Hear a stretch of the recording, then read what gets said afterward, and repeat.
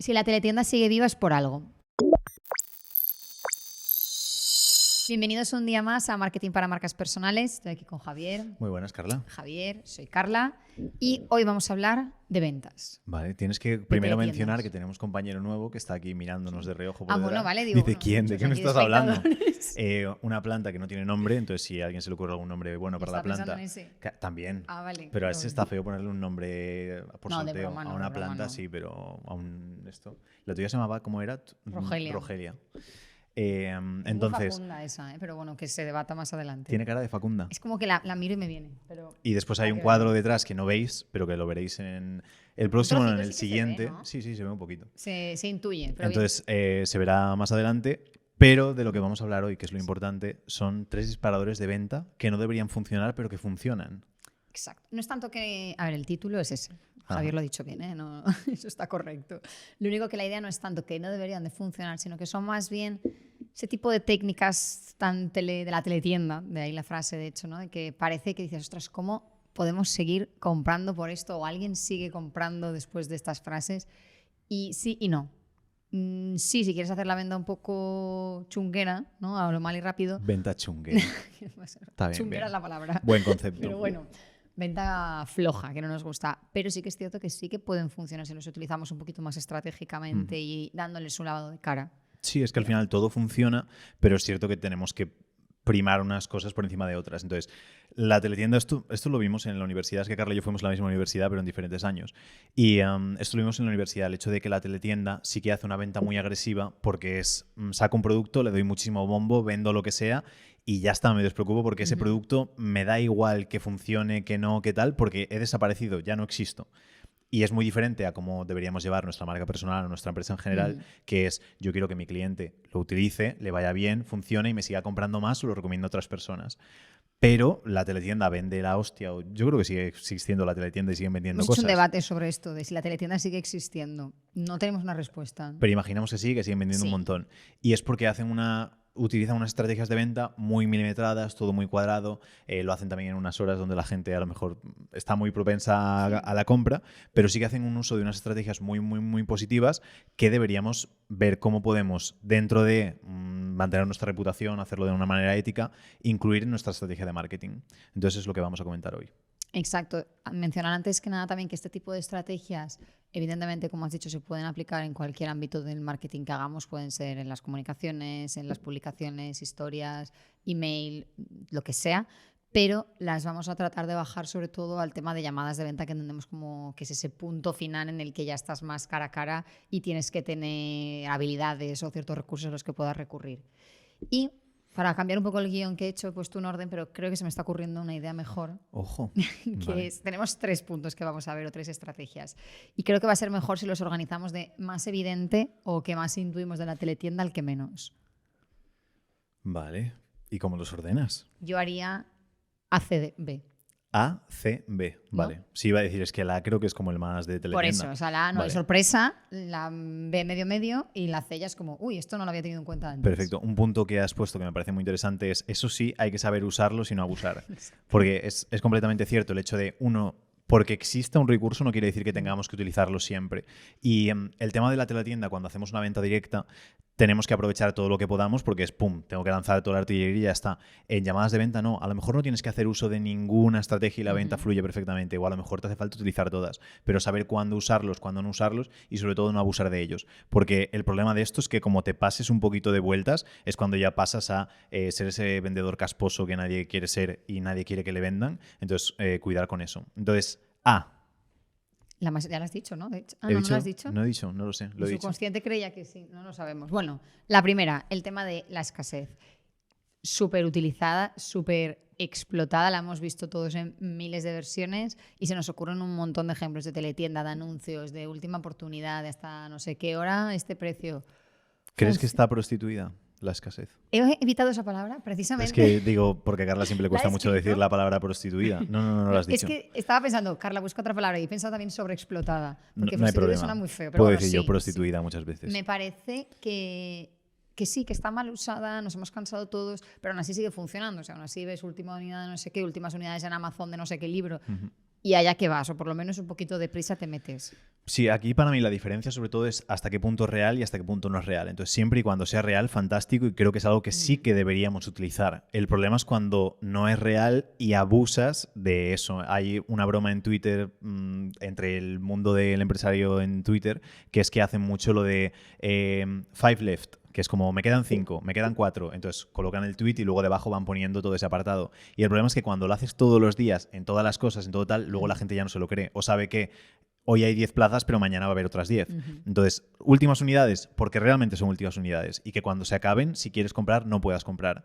Pero cuando la gente sabe que es lo típico de, no, es el último día de descuento de no sé qué, de no sé cuántos, y luego al día siguiente mandas un mensaje de, bueno, me habéis pedido todos que alargue el descuento un día más. Entonces, sabes que está todo súper manufacturado y que no toca. Entonces, hay personas, como por ejemplo el comprador de teletienda, que a lo mejor no es un comprador tan informado, pero cuando buscas unos clientes de calidad, pues no hay que abusar de estas cosas porque sí que huele un poco. Dicho, justo sobre esto, por llevarlo más al tema de las llamadas de venta, también estábamos comentando un caso de una persona que nos decía que al final de... O sea, una clienta, vaya, una persona, un ente. Que la llamada de venta todo fenomenal, todo fluía perfecto, pero en el último momento pues había decidido aplicar el principio de escasez pues a su forma o como había entendido ella, y se sentía súper incómoda porque era pues no era verdad lo que dices de ni queda una plaza ya, ni esto de sube el precio mañana y esas cosas. No se sentía como a gusto explicando eso, y ya tal cual iba pensando que se acercaba ese momento, entraba el bloqueo, y eso lo primero que le dije es que sepas que se nota. O sea, que sepas que tú estás haciendo la llamada y estás súper cómoda y la otra persona lo está sintiendo, y tal cual tú empiezas a darle vueltas a algo, se corta como ese clima que has creado. Entonces, no uso el recurso de escasez, sí, pero de una forma más simpática o más adecuada a tu situación. Quizá en este caso ella, por ejemplo, trabaja con mujeres y muy poquitas porque no da para más el servicio, necesita como mucha exclusividad, pues quizá puede ir un poco más por esa vía de, oye, tranquila, avísame en cuanto lo tengas claro, dime si te parece a lo largo del día, porque sí que me quedan un par de plazas y me gustaría tenerlo claro esta semana, porque si te digo a ti que sí, a otra le tengo que decir que no, y al revés. Pero lo dicho, tranquila, y al final del día, sin problema, me dices, estás metiendo muchísima más calma en la venta, mucha más paz en la situación, y luego estás aplicando ese principio de escasez, pero de una forma como mucho más sosegada, y que posiblemente te sientas mucho más a gusto, que es tal cual lo que le pasó a esta chica. Decir, oye, pues así sí, no, oye, o me avisas en media hora, cambia el precio, porque no se entiende ese mensaje y no va acorde con lo que ella cuenta. Sí, es que esto creo que pasa mucho porque todos los que enseñan ventas o los que se dedican mucho a la venta solo se encargan de la parte de ventas, están hiper especializados ahí. Entonces, para ellos finaliza todo cuando la venta te dicen que sí. Y nosotros, cuando trabajamos con los clientes, nuestros clientes se encargan de todo el proceso, tanto ellos como alguien del equipo. Entonces, tú te encargas de la venta, pero cuando consigues la venta, esa persona es un cliente y te toca trabajar con ese cliente. Entonces, cuando hacemos ese uso o ese abuso de las estrategias, podemos conseguir las ventas a lo mejor en mayor cantidad, pero el problema es que después el trabajo con el cliente no va a ser tan bueno. Entonces, es el tema que es algo que tenemos que tener mucho cuidado, porque en la venta no es que termine, conseguimos la venta y ya está, sino ahora hay que trabajar con el cliente, y un cliente que ha entrado porque quería, de la manera que quería, sin presión, sin un exceso de meterle cosas, va a ser un cliente con el que podamos trabajar mucho más a gusto. Exacto. Vamos con la segunda, que es la C. Segundo, que es la 3, que es la C. Prueba social. De los más potentes. Está aquí el ejemplo de las comedias, que cuando ponen las risas enlatadas, y recordé un vídeo viral que vi el otro día, que era un chico partiéndose el culo en el metro y empezaba como todo preparado, pero se estaba empezando a reír, y entonces empezaba a mirarle a una persona primero con cara como de loco, pero claro, le entraba la risa, y entonces le entraba a la otra persona, al compañero también. Empezaba a reírse 3 o 4 personas y todo el mundo se empieza a partir el culo. Y es la prueba social del hecho de cuando todo el mundo hace algo, tendemos a hacerlo. Hay otro experimento muy guay que es de gente cuando subían al ascensor y estaban todos en el complot excepto la persona que entraba. Y entonces normalmente subes al ascensor y lo que haces es te pones de cara a la puerta. Y aquí no, cogían, subían y se quedaban todos de cara hacia la pared, que creo que ni siquiera había cristal ni nada. Entonces la persona entraba, se ponía de cara a la puerta, que era como lo normal, pero veía que todo el mundo estaba al revés, y al final como que te girabas, porque dices, bueno, por prueba social me toca hacer lo mismo que todo. Entonces sí que ayuda mucho. Y esto con venta pasa lo mismo. Nadie queremos ser el conejillo de Indias, que compremos algo que no sabemos si funciona, si no, si somos los primeros, si a alguien más le ha funcionado. Entonces hace falta esa prueba social. Y en teletienda lo hacen mucho. Ya muchas veces en teletienda la persona que lo vende es famoso para ya dar esa prueba social de decir confío en esta persona, pero al mismo tiempo te enseñan el caso de no sé quién, el de no sé cuántos, el antes y el después, el cómo lo ha usado tal, le hacen la entrevista a una persona, porque eso te hace ver, oye, si le ha funcionado a él, me lo creo, mucho más que porque un vendedor coja y me lo cuente. Entonces es algo que tenemos que usar, pero con cuidado. ¿Qué cosa de cuidado? Es que, claro, no sé si está en el guión, Carla, de qué excepción hay o ¿Cuál es cómo el hacerlo con cuidado cuidado. que hay? No, aquí más que cuidado, para mí es mejorarlo, en el sentido de que el problema o la desventaja con la que juega la teletienda, o incluso cuando lanzas comunicados que llegan sin control, digamos, pues esos redes, email, que no sabes quién lo va a recibir como tal, es que no puedes afinar tanto la persona. Y después esto lo hizo un cliente y le funcionó, o esto lo han probado no sé cuántas personas. Y está bien, pero puede estar mejor. Cuando estás en una llamada de venta, si ves que estás delante, pues con un chico joven que es entrenador personal, que está empezando y demás, pues no digas, sí, a muchos de mis clientes le han funcionado. O mira, te voy a poner el ejemplo de Ana, que tiene 3 hijos y también no conecta. Puedes buscar otro chico joven que también esté en una situación parecida y no ponerlo de ejemplo aleatorio, sino cuando realmente veas que puedes hacer como una analogía entre ambos. Pues mira, eso justo que me cuentas me recuerda un montón a este chico, ¿cómo se llama? Sergio, que le pasó algo muy parecido y ya queda de una forma mucho más natural, estás metiendo la prueba social, pero no se ve todo tan, has dicho enlatado antes lo de las risas, ¿no? Pues eso, no se ve todo como tan enlatado o tan preparado. Sí, al final es naturalidad, sin abusar, saber usar de la prueba social, pero sí que ayuda mucho y es muy positivo. Y la gente le da muchísima caña a la prueba social, funciona estupendamente, entonces sí que es algo que deberíamos trabajar. Y la última, el inesperado. No te he dejado ni beber agua, la Virgen. Qué velocidad. La última te toca a ti. Me Yo toca a mí. he hecho la C, prueba social. Pero es que tenías tú una anécdota. Bueno, Sí, yo la menciono luego la comento. y tú la cuentas. Es que es copiada de otro, entonces la cuento por encima. Pero es anécdota igualmente.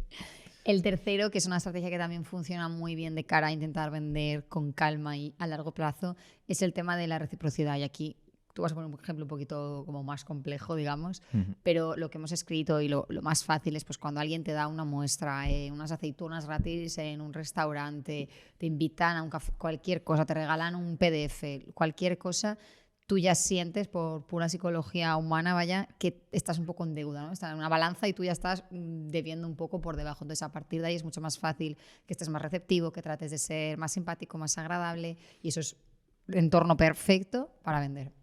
Sí, la reciprocidad, el tema con esto, voy a poner primero el ejemplo y luego os comento el por qué, pero es el hecho de lo que hablábamos antes, de que cuando la gente ya está tan acostumbrada a siempre lo mismo, ya deja de ser tan recíproco o deja de sentir tanta necesidad. Si de repente todos los bares de España te dan olivas, cuando llegas deja de existir reciprocidad porque ya pasa a ser como lo común y dices, ya asumo que me lo tiene que dar y no valoro lo que me dan, sino que valoro lo que no me dan. Entonces, si alguien no me pone olivas, digo, hostia, ¿qué cojones? Es el primer sitio donde no me los ponen y me molesta, aunque no tiene ninguna obligación. Entonces, la reciprocidad también tiene que ser un poco como única y exclusiva, igual que las estrategias. Si vemos que es lo de siempre, no ocurre. Y esto va ligado a el ejemplo de un restaurante que hicieron unos cambios y unas pruebas para recibir más propina de los camareros. Entonces, hicieron la prueba de coger y cuando entregaban la cuenta, presentar un caramelo, presentar 2 caramelos o presentar 3 caramelos. Y sí que notaban que hasta los 3 caramelos la propina aumentaba un poquito. Si te daban uno, menos, si te daban más, esto. Y obviamente más que si no le dabas ningún caramelo. Pero notaron un cambio que fue el que más resultados dio, que era el hecho de cuando cogían, llevaban la cuenta, llevaban un caramelo y entonces el camarero decía, ay, espera, te voy a dar otro más. Y entonces sacaba y era como, ostras, me daba algo, pero ha cogido, se ha fijado y ha dicho, ostras, toma otro extra. Y ese esfuerzo extra sí que te da una reciprocidad de decir, joder, me ha prestado atención, ha visto que a lo mejor éramos 2 y solo había uno, o ha visto que había 2 caramelos y ha dicho, oye, te voy a dar 3 más porque me apetece. Y ves ese detalle, ese trato, ese mimo, que obviamente está no preparado porque queda como feo, pero que sí que está estudiado para decir, oye, sé que tengo que... Sí, es una parte estratégica, pero es el hecho de que cuando ya todo el mundo hace lo mismo, tienes que pensar, ¿cómo puedo dar ese paso extra? ¿Cómo puedo preocuparme un poquito más del cliente, de este posible cliente? ¿Cómo puedo hacer lo que los demás no están dispuestos a hacer? Y hay muchas veces donde están los resultados extraordinarios, en dar ese toquecito extra. Es que es tan chorrada como decir, ostras, espera, que te doy 2 o 3 caramelos más. Y esa tontería hace que mejoren mucho los resultados. Entonces la reciprocidad, lo mismo, hacerla bien junto a prueba social y escasez. Y hay aquí un extra, que es el poder del para qué. Parece el poder de la hora. El poder de la hora. Que ha puesto Carla este extra, que es el hecho de que siempre que presentemos cualquier cosa, lo que decía antes Carla, sobre todo para llamadas de venta, etcétera, que nos centremos en el para qué. Cuando presentamos lo que sea de nuestro producto, este micrófono que tiene esta, no sé cómo se llama, Almohadilla. la almohadilla está para ¿para qué es la almohadilla? Porque a lo mejor tú dices, joder, la almohadilla típica. No, es que la gente no sabe para qué es la almohadilla. Es la almohadilla para que cuando hables se te escuche muchísimo más sedoso, sutil y vas a vender mucho más porque esta almohadilla ayuda a que cada palabra se entienda a la perfección. Y el cable este que es más largo que el de Carla, ¿para qué? Para que puedas moverte por el escenario sin perder nada de audio, pero que la gente conecte mucho más contigo. Entonces no nos quedemos en, bueno, y este tiene el cable más largo. ¿Y? ¿Para qué? ¿Para qué? Para que puedas llevarte este beneficio. Entonces, que nos centremos muchísimo en todo eso, porque a veces nosotros damos por hecho cosas o la persona simplemente asume, vale, pues tiene el cable más largo y ya está, pero no sabe realmente qué beneficio se lleva a esa persona por el cable más largo. Y esto por son ejemplos pochos, pero en nuestros servicios muchas veces, pues entrenadores de decir, oye, pues tengo una llamada de seguimiento a la semana. ¿Para qué? Para que pueda guiarte paso a paso y que no perdamos ni siquiera el tiempo, que si en una semana ya vemos que algo está fallando, lo reajustamos y no hay que esperar un mes de cometer errores. Entonces, que enfoquemos bien cada característica de nuestro servicio en qué beneficio tiene para ese cliente. Exacto, sí, iba a añadir un ejemplo, pero es muy similar, o sea que me sirve. Perfecto. Entonces, ¿todo listo? Lo dejamos aquí, hasta el próximo. Pues nos vemos en el siguiente.